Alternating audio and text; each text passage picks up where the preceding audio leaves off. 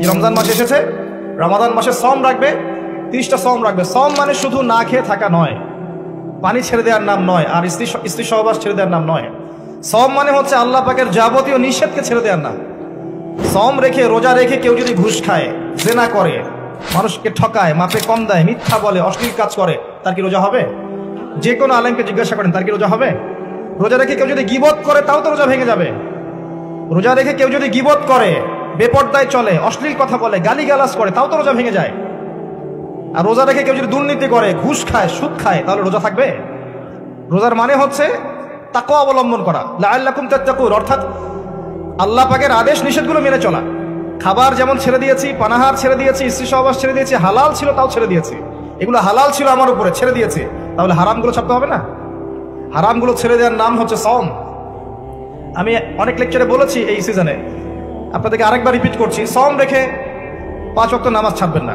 সওম রেখে তারাবির নামাজ জামাতে পড়ার চেষ্টা করবেন। রোজা রেখে বেশি বেশি দোয়া করবেন, বেশি বেশি জিকির করবেন, বেশি বেশি কোরআন তেলাওয়াত করবেন। রোজা রেখে মানুষের সাথে কম কথা বলবেন, আড্ডা পিটাবেন না, হোটেলে দোকানে এগুলো আড্ডা পিটাবেন না। বিনা প্রয়োজনে বাসার বাইরেই বের হবেন না। বেশি থেকে বেশি আপনি পড়ার টেবিলে বসে থাকবেন, জিকির করবেন, জায়নামাজে থাকবেন। বিশেষ প্রয়োজন হলে আপনি বাজারে আসবেন, বাজার শেষ দ্রুত বাসায় চলে যাবেন। রমজান মাসটাকে দুনিয়ার কাছ থেকে ফারেক হয়ে পরকালের দিকে ফোকাস করবেন। নিজের পাপগুলোর লিস্ট করে ফেলবেন, এগুলোর জন্য তওবা করবেন। যাকাত দিয়ে দিবেন রমজান মাসে, বেশি বেশি দান সাদাকা করবেন, বেশি বেশি মানুষকে ইফতার করাবেন রমজান মাসে। অসহায় এতিমদের খবর নেবেন, বিধবাদের খোঁজ নেবেন। রমজান মাসে যারা খেতে পারছে না, ওদের ঘরে ইফতারের প্যাকেজ পৌঁছে দিবেন। সামাজিকভাবে হোক, সংগঠনের মাধ্যমে হোক, মসজিদের মাধ্যমে হোক, মাদ্রাসার মাধ্যমে হোক, মানুষের ঘরে ঘরে ইফতার পৌঁছে দিবেন। প্রয়োজনে ঈদের বাজার পৌঁছে দিবেন। আমি বলেছিলাম ঈদের বাজার এবং রমজানের বাজার আগেই করে রাখেন। রমজান মাসে বেশি বেশি বাইরে যাবেন না। রোজা রেখে বেশি খাবেন না ইফতারে, রোজা রেখে বেশি বেশি ইফতারে খাবেন না, সেহরিতে বেশি বেশি খাবেন না। লাইলাতুল কদর পাওয়ার চেষ্টা করবেন। শেষের দশক ইতিকাফ করার চেষ্টা করুন মসজিদে। আর যদি এটা না করতে পারেন, তাহলে শেষের দশকের বিজোড় রাতগুলো 21, 23, 25, 27, 29 আপনি বাসায় রাত জাগবেন, পরিবারবর্গকে জাগাবেন। এর মধ্যেই লাইলাতুল কদর আছে। এক রাত ইবাদত করলে আপনি 1000 মাসের নেকি পাবেন ইনশাআল্লাহ তাআলা। সবচেয়ে বড় কথা, এই মাসে আল কোরআন নাজিল হয়েছে। শাহরু রমাদানাল্লাযী উনজিলা ফীহিল কোরআন, এটাই সেই মাস যেই মাসে কোরআন নাজিল হয়েছে। রমজান মাস এই কারণে মহিমান্বিত যে এই মাসে কোরআন নাজিল হয়েছে। ইন্না আনজালনাহু ফি লাইলাতুল কদর, এই মাসে কোরআন নাজিল হয়েছে। অতএব এই মাসকে কোরআনের সময় দিতে হবে, এই মাসকে কোরআনময় করে ফেলবেন। যারা কোরআন তেলাওয়াত করতে জানেন না, এই মাসে কোরআন তেলাওয়াত করা শিখবেন। যারা কোরআন তেলাওয়াত করতে পারেন, এই মাসে একবার করে খতম দিবেন। প্রতিদিন 1 পারা করে পড়বেন, 30 দিনে 30 পারা, 1 খতম।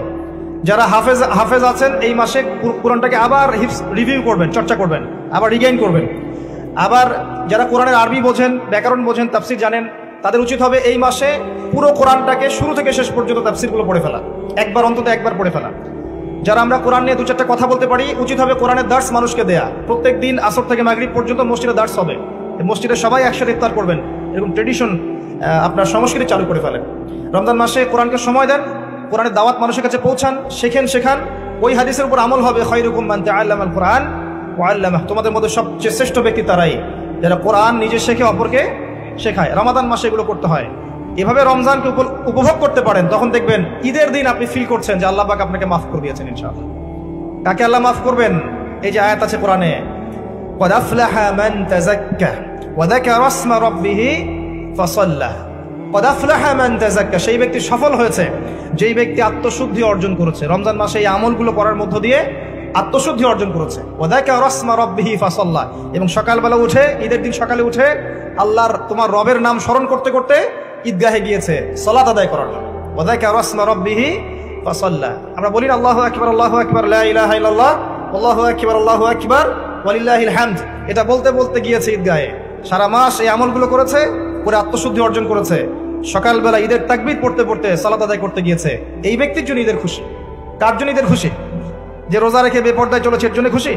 রোজা রেখেছে, দুর্নীতি করেছে, রোজা রেখে ঘুষ খেয়েছে, সুদ খেয়েছে, জেনা করেছে, ফ্রি মিক্সিং করেছে, হারাম খেয়েছে, মাপে কম দিয়েছে, এর জন্য ঈদের খুশি। এদের সাথে কি সম্পর্ক রমজানের সওমের? এদের সাথে তাকওয়ার কি সম্পর্ক? কুতিবা আলাইকুমুস সিয়াম কামা কুতিবা আলাল্লাযিনা মিন ক্বাবলিকুম লাআল্লাকুম তাত্তাকুন। এই কারণে সওম ফরজ করা হয়েছে, যাতে তোমরা তাকওয়া অবলম্বন করতে পারো। ঠিক তোমাদের পূর্ববর্তীদের উপরেও সিয়ামকে ফরজ করা হয়েছিল একটা উদ্দেশ্যে, লাআল্লাকুম তাত্তাকুন, যাতে করে তোমরা তাকওয়া অবলম্বন করতে পারো। ওই যে প্রথমে আয়াতটা বলেছি, ইত্তাকুল্লাহা হাক্কা তুকাতি ওয়া লা তামুতুন্না ইল্লা ওয়া আনতুম মুসলিমুন, হে মুমিনগণ তোমরা তাকওয়া অবলম্বন করো এবং পরিপূর্ণ মুসলিম না হয়ে মৃত্যুবরণ করো না।